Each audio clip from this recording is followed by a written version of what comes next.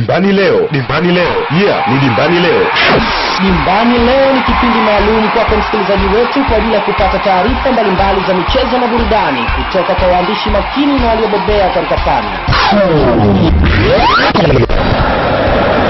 Questa bravo Simone, palla verso Mirko, se ne va da Storia, ancora Mirko, il tocco per Udinese, la posizione regolare,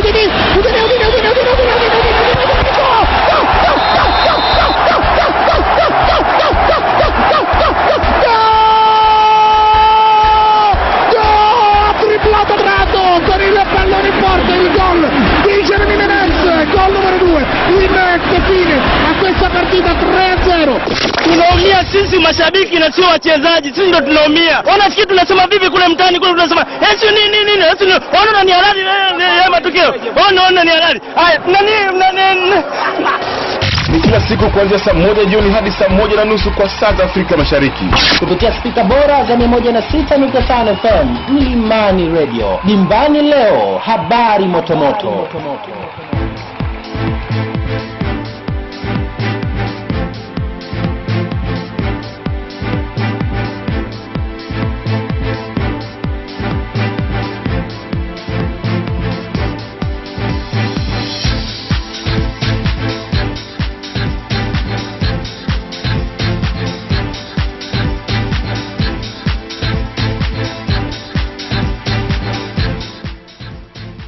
Na muharigani mwana michezo mwenzangu popote pale unapoitegea sikio 106.5 FM ni radio chuko cha Dar es Salaam.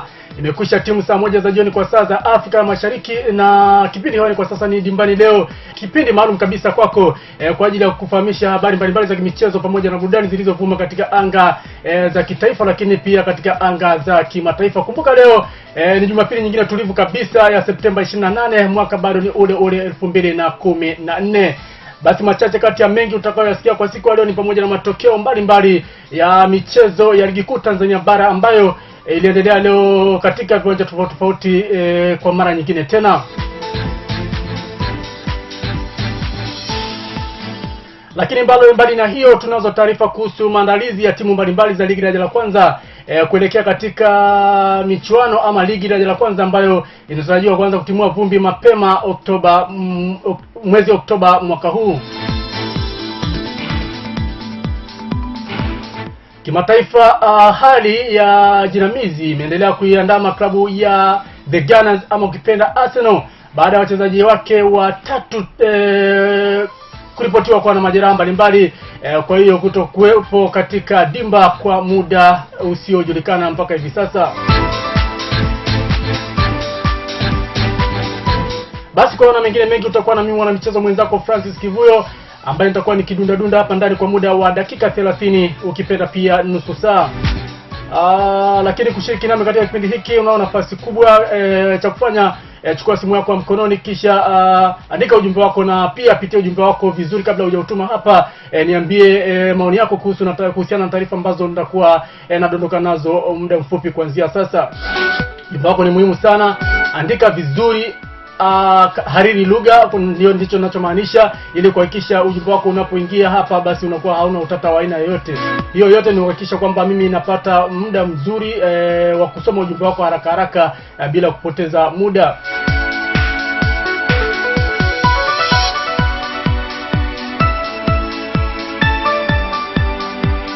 Na bila kupoteza muda tuanze kuchanja mbuga kwa kuangazia viwanja vya nyumbani, lakini kama ilivyokuwa kawaida yetu tutambamba baadaye hadi anga za kimataifa.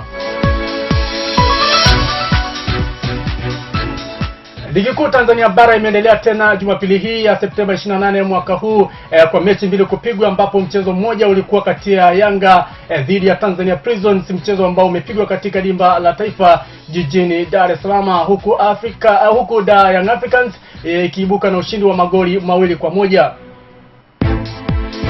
Goli la kwanza la Yanga limefungwa naye Brazil Enrique Coutinho, huku goli la pili likifungwa naye Simon Msuva na kuifanya klabu ya Dar es Salaam Young Africans kutoka kifua mbele katika dimba la Taifa kwa kuicharaza Tanzania Prison jeshi la polisi hawa kutoka huko kusini mwa Tanzania Mbeya, na basi kufanya mchezo huo ukamilike kwa Dar es Salaam Young Africans kuibuka na ushindi wa magoli 2-1.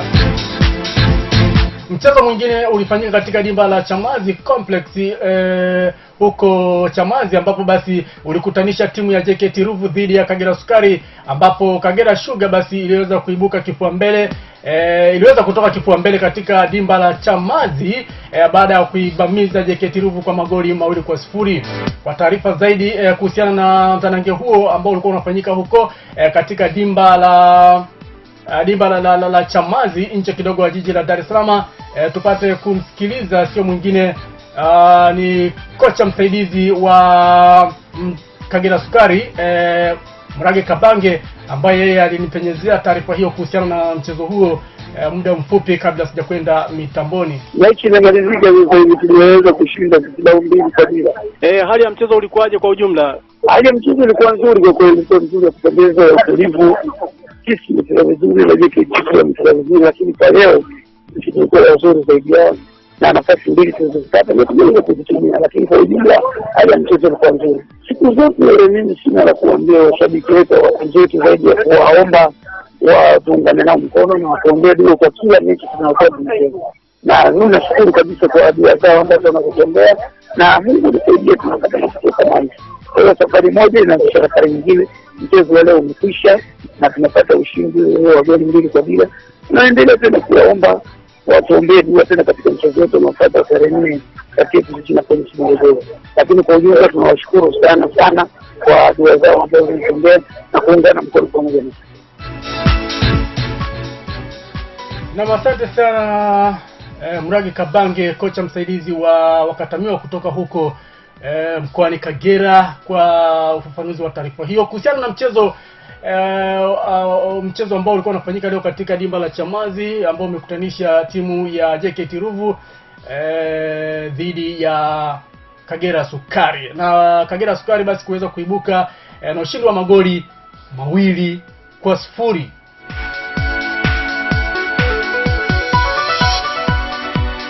Tuende studio kidogo, nikirudi tutaendelea kuchanja mbuga kwa kuangazia taarifa mbalimbali za nyumbani, lakini tunazo taarifa chemchemu pia za kimataifa. NSSF, rafiki unayemtegemea, unapopisha hodi anakupokea. NSSF daima kwa ajili yako, tunayajenga maisha yako. Shirika la Taifa la Hifadhi ya Jamii, tunajenga maisha yako kwa bidii. Tuko nawe nchini kote, leo kesho na siku zote. Kama rafiki umtegemeaye, NSSF siku zote tuko kwa ajili yako. Tunajenga maisha yako kwa kukuwezesha kusomesha watoto na kuboresha biashara kwa kupata mikopo kupitia SACCOS yako, matibabu bure kwa familia nzima na mengine mengi. Boresha maisha yako, jiunge na NSSF sasa. Tunajenga maisha yako sasa.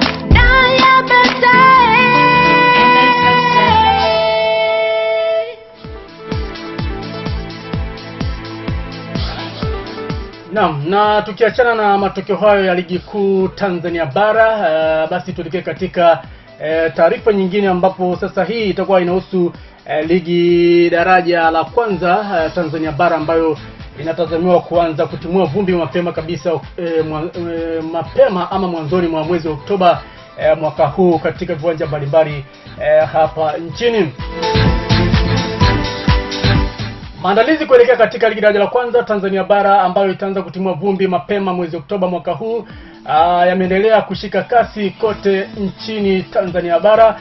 Na kwa kutambua umuhimu wa ligi hiyo, basi Dimbani leo Mlimani Radio imekuwa ikifuatilia maandalizi ya timu mbalimbali za ligi daraja la kwanza, kufahamu maandalizi yao ya kuelekea katika ligi hiyo muhimu kabisa.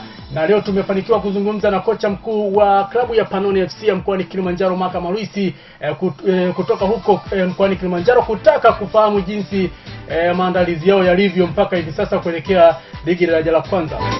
Kwa upande wake Maka Maurice amesema maandalizi yao ya kiufundi yamekamilika kwa kiasi kubwa na sasa wanajipanga kutafuta mechi za kujipima nguvu nje ya mkoa wa Kilimanjaro, kuhakikisha wachezaji basi wanapata nafasi ya kutumia vizuri walichofundishwa na mwalimu kabla ya kuanza kwa ligi hiyo. Basi tupate kumsikiliza Maka Maurice akifafanua maandalizi yao kuelekea hiyo ligi daraja la kwanza ambayo kiukweli itaanza kutimua vumbi mapema kabisa mwanzoni mwa mwezi Oktoba mwaka huu. Tunamshukuru Mungu kwamba tunaendelea vizuri na program kama ambavyo tulikuwa tumesema mwanzo kwamba tulitaka wiki 8 zimekamilika, na sasa hivi tuko katika wiki ya mechi za majaribio na tunatarajia kuanzia Jumatatu tupate michezo ya mwisho mitatu katika mji wa Tanga. Hii itakuwa kwa ajili ya kuipima timu tayari kabisa kwa michezo ya mapambano ya ligi daraja la kwanza. Tumeomba chama cha mpira cha mkoa wa Tanga kituangalizie timu ambazo zitatusaidia mazoezi, lakini tunatarajia kupata timu moja ya ligi kuu aidha Mgambo kwa sababu wao ndio wapo Tanga. Tupate timu ile ya African Sport ambayo iko daraja la kwanza, lakini vile vile kama tutapatiwa Small Prison tutakuwa tumepata mazoezi ya kutosha. Na vipi, kambi imeanza ama bado hamjaanza kambi? Wana Kivuyo, timu hii toka siku ya kwanza tunaongea timu ilikuwa kambini. Timu imeingia kambini mwezi wa 7. Okay, asante sana. Na pengine sasa ukiangalia kwa jicho pevu la kiwalimu, ukiangalia wachezaji ambao uko nao hapo kambini, una train, wanapokeaje mafunzo yako kwa ujumla? Jambo la kumshukuru Mungu ni kwamba wachezaji niliowapata wana vipaji vya hali ya juu, kwa hiyo wamekuwa wakipokea mafunzo, wananifariji kama mwalimu kwa sababu kile unachokiimplement unakiona unakifanyia kazi uwanjani. Kwa hiyo wanapokea vizuri na tunatarajia watafanyia kazi haya tunayo.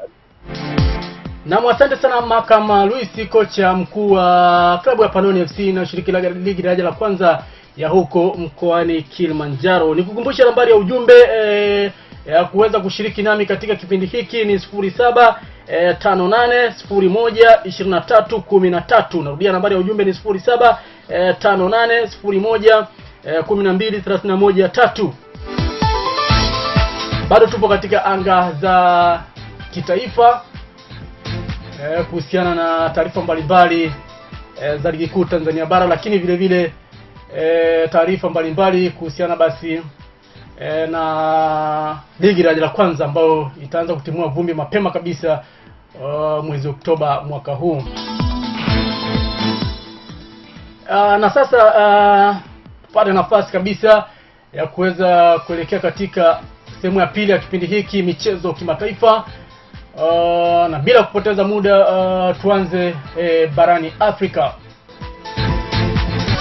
Tukianza katika michezo ya riadha ni kwamba mkimbiza upepo Mkenya Dennis Kimeto ameweka rekodi mpya ya dunia katika mashindano ya Berlin Marathon msimu wa 2014 baada ya kumaliza mbio hizo kwa muda wa saa 2 dakika 2 na sekunde 57.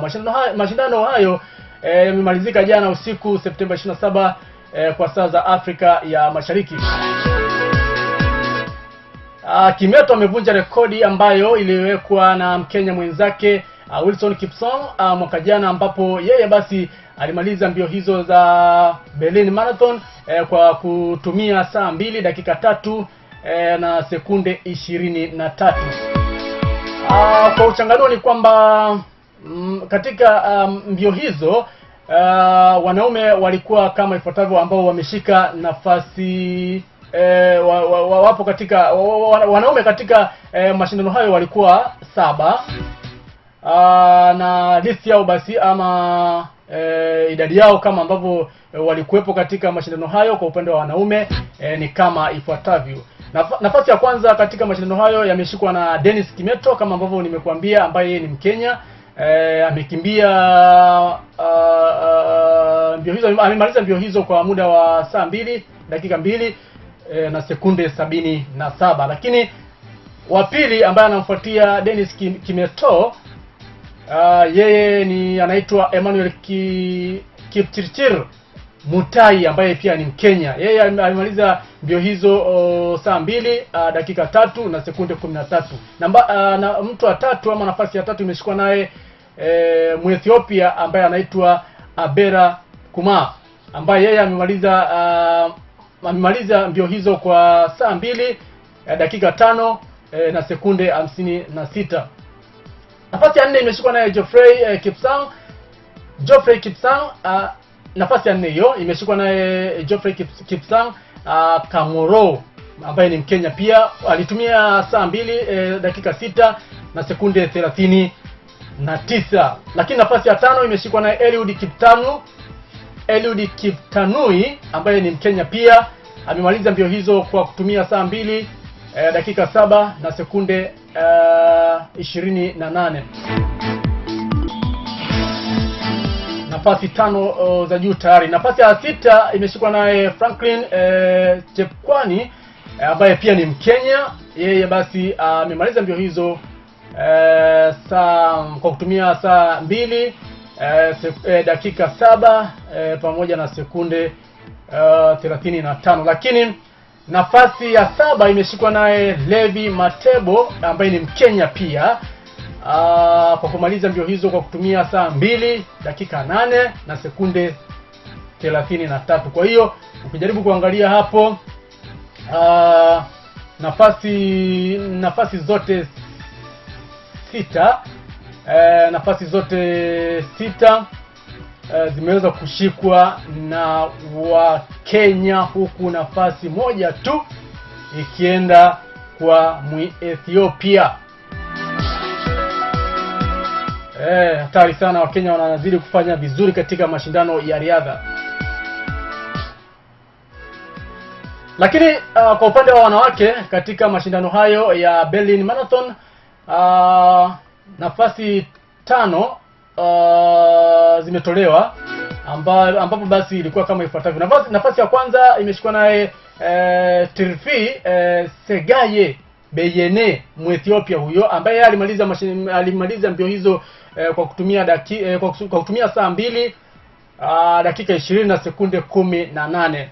Nafasi ya pili imeshikwa naye Feise Tadese, ni Muethiopia huyo, ambaye amemaliza mbio hizo kwa kutumia saa 2 dakika 20 na sekunde 27.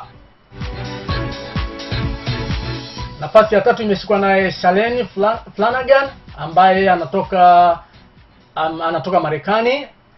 Amemaliza mbio hizo saa 2 kwa kutumia saa 2 dakika 21 na sekunde 14. Nafasi ya 4 imeshikwa naye Tadelt Bekele ambaye ni Muethiopia, na ametumia saa 2 dakika 23 na sekunde 2 kumaliza mbio hizo. Mwingine ambaye ameshika nafasi ya 5 kwa upande wa wanawake ni Abebech Afewek ambaye yeye anatoka Ethiopia. Amemaliza mbio hizo kwa kutumia saa 2 dakika 25 na sekunde 2.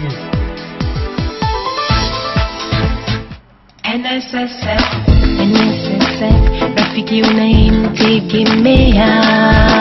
Unapopisha hodi anakupokea. NSSF daima kwa ajili yako, tunayajenga maisha yako. Shirika la Taifa la Hifadhi ya Jamii, tunajenga maisha yako kwa bidii. Tuko nawe nchini kote, leo, kesho na siku zote. Kama rafiki umtegemeaye, NSSF siku zote tuko kwa ajili yako. Tunajenga maisha yako kwa kukuwezesha kusomesha watoto na kuboresha biashara kwa kupata mikopo kupitia SACCOS yako, matibabu bure kwa familia nzima na mengine mengi. Boresha maisha yako, jiunge na NSSF sasa. Tunajenga maisha yako sasa na ya baadaye.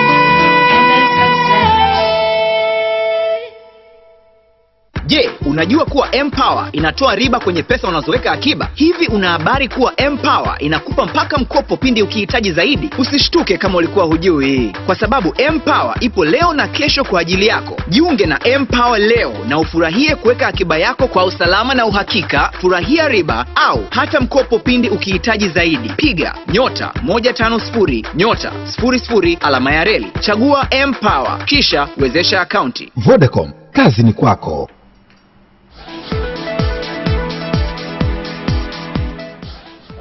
Lakini pia Vodacom wanakuambia, je, umepata riba yako kwenye akiba uliojiwekea na M-Power? Bila shaka jibu lako ni ndio. Kama bado hujajiunga na M-Power, basi jiunge leo.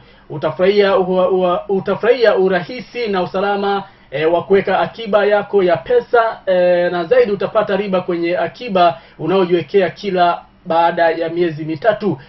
Kuiwezesha akaunti yako, piga alama ya nyota 150 alama ya nyota 00 alama ya reli, chagua M-Power kisha wezesha akaunti yako. Vodacom, kazi ni kwako.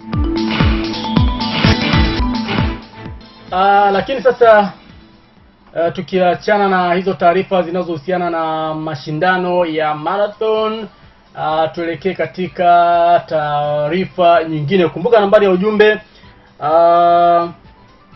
ni 0758012313. Tumia ujumbe, niambie wewe una lipi la kuzungumza kuhusiana na taarifa ambazo tunakwenda nazo kwa siku ya leo. Kumbuka ligi kuu Tanzania bara leo imeendelea pia. Dar es Salaam Young Africans wakiibuka na ushindi wa magoli 2-1 dhidi ya Tanzania Prisons kutoka Mbeya. Lakini vile vile huko Chamazi Complex leo walikuwa wanacheza JKT Ruvu dhidi ya Kagera Sugar kutoka huko Kagera au Bukoba pia ukipenda. Na Kagera Sugar basi wakaweza kutoka kifua mbele kwa kuichapa JKT Ruvu magoli 2-0. Nitumie ujumbe wako kupitia nambari 0758012313. Na sasa tuelekee katika taarifa nyingine, ambapo tunaelekea huko The Gunners ama ukipenda dimba la Emirate, ambapo kuna taarifa kutoka klabu ya The Gunners Arsenal kwamba kuna wachezaji watatu akina Ian Ramsey, Jack Wilshere watakuwa nje ya dimba kwa muda wa wiki moja ama zaidi, baada basi ya kupata majeraha mbalimbali baada ya mechi zilizopita weekend hii. Na sasa basi ni wakati mgumu sana kwa mzee huyu Arsene Wenger kuelekea katika mchezo wa UEFA Champions League dhidi ya Galatasaray, lakini vile vile weekend ijayo anakuwa na mchezo mgumu dhidi ya Chelsea. Kwa hiyo ni taarifa mbaya kwa wale wa mashabiki basi wa Arsenal ambao wamekuwa wakisupport timu hiyo kwa hali yote, hali mbaya na hali nzuri. Lakini pia tupate kumsikiliza Arsene Wenger mwenyewe akidhibitisha kuwepo kwa majeruhi wengi watatu kabisa katika klabu hiyo ya Arsenal kwa sasa. I don't know for how long they will be out, but for the next week they will be out. I think Ramsey is a hamstring and Arteta is a calf. Wilshere is an ankle. Haya, huyo ni meneja mkuu wa klabu ya Arsenal akidhibitisha kuwepo kwa majeruhi hao katika klabu ya Arsenal kwa sasa. Wakati basi ndio hivyo ligi kuu nchini Uingereza ikiwa imeanza sasa kushika kasi. Msimu uliopita kumbuka Arsenal walikuwa na changamoto kubwa ya kupata ya kuwa na majeruhi wengi katika ligi, na pengine ilikuwa ni sababu mojawapo ya wao kutochukua ubingwa kwa namna moja ama nyingine msimu uliopita. Nipitie ujumbe hapa. Huyu hapa anasema anaitwa Daudi Siwali wa Life Unit Kigezi Chanika. Ongera Yanga, ila leo mshukuruni kwa kuwa kwa kubebwa. Eti Yanga wamebebwa. Sijui, lakini kama kuna ambaye yeye anafahamu zaidi kuhusiana na mchezo wa leo ulivyokuwa unafanyika pale dimba la Taifa, basi niambie kama kweli Dar es Salaam Young Africans wamebebwa ama wamestahili kushinda hayo magoli 2-1 dhidi ya maafande wa polisi kutoka huko jijini Mbeya. Nambari ya ujumbe ni 07580 1231 3. Na tukiachana na taarifa hiyo ambayo inahusiana na masuala ya majeruhi wengi ambao wapo katika klabu ya Arsenal kwa sasa, tuelekee katika taarifa nyingine ambapo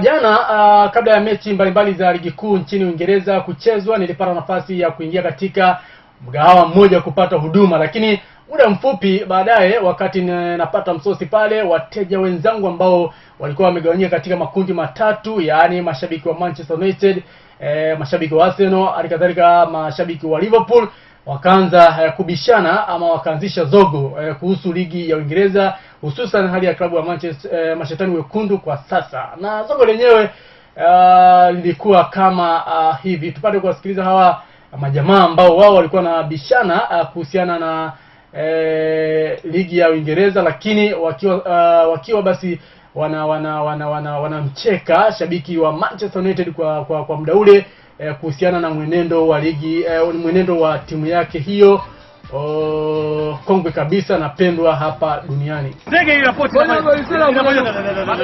inamsubiri mtu.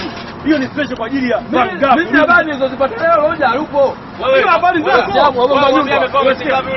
Huyu hayupo. Mimi nakwambia yani timu ya Manchester. Wao bado ndio wanakupijaje? Nasemaje timu ya Manchester. Sasa usubiri sisi tukuonyeshe tukutisha mpira. Naitika ujui. Mimi timu gani? Unakuja kucheza na timu ya wote ya Uingereza. Yani timu ya Kalori. Umesikia? Yani timu ya Manchester ucheze nayo wewe. Wanakufunga. Yani sasa hivi haogopa. Wameshinda na QPR, Ferdinand alikuwa anatia magoli pale nyuma pale. Ili washinde wewe.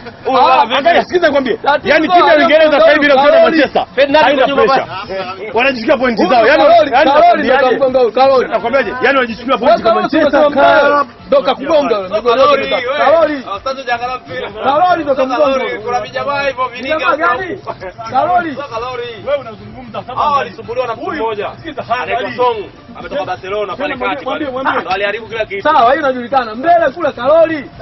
Kalori wapi? Kalori. Hakuangalia mpira, sisi angalia mpira. Angalia kwa sababu timu yake ni mbovu. Mimi nilikuwa nimekaa hapa Manchester. Wanalia wanasemaje wanajua. Kalori. Kocha huyu. Wewe sasa unashuka kweli. Anakwambiaje? Hatufai nikasemaje? Sasa hivi huyu anashuka daraja. Kuna mpenzi wa Manchester akasemaje? Huu msimu wetu sasa hivi wa kushuka daraja kabisa. Yaani anaongea kabisa sasa. Hii timu ya Manchester ndio kushuka daraja. Kwa sababu timu ya Manchester haijulikani.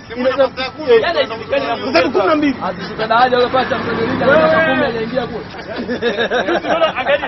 Angalia alipopumbavu. Katia visumari hapa ndio waje wakakata umeme katikati. Anaonyesha umeme. Yule fullback mpumbavu anasaidiwe. Alafu fullback yule mdogo anasaidiwe. Yaani angalia. Toka ligi imeanza. Aje tena kupigwa. Wewe unapewa kadi nyekundu na kupigwa 3. Toka ligi imeanza. Aje tena kupigwa hata moja na anafungwa. Yaani unasikia? Yaani watu wanaogopa hiyo. Sisi tunazungumza naye kwa sababu tunakujua. Hata moja hajasema naye. Sio kwa sababu wananijua mimi lazima nizungumze nao.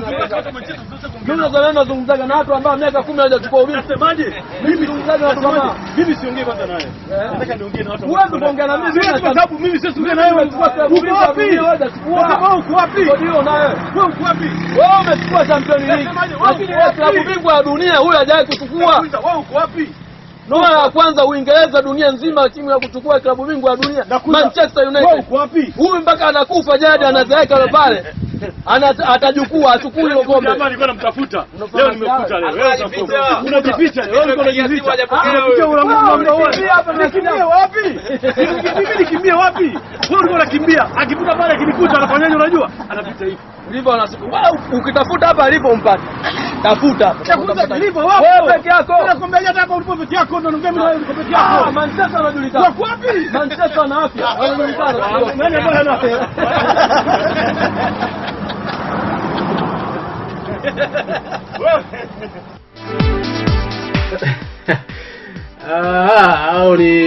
Hao walikuwa ni mashabiki wa Arsenal, Liverpool pamoja na Manchester United wakawa basi wanabishana kuhusiana na ligi ya Uingereza, lakini pia walikuwa wanamwandama shabiki wa Manchester United zaidi. kulingana basi na hali halisi ya klabu ya Man U ilivyo kwa sasa. Imekuwa haina matokeo mazuri ya kuridhisha kama ambavyo timu yenyewe ilivyo na wachezaji wazuri zaidi. Huyu hapa anasema naitwa Kevin wa Yombo. Anasema yeye anaitwa Kevin wa Yombo. Tupo pamoja kaka, vipi Neymar ana magoli mangapi hadi sasa? Okay, usijali nitakwambia. Lakini vile vile anasema kwa maana nyingine tena anasema Neymar wa Barcelona ana magoli mangapi hadi sasa? Message yako imejirudia, usiogope, tupo kwa ajili yako, tutakujuza hayo muda mfupi.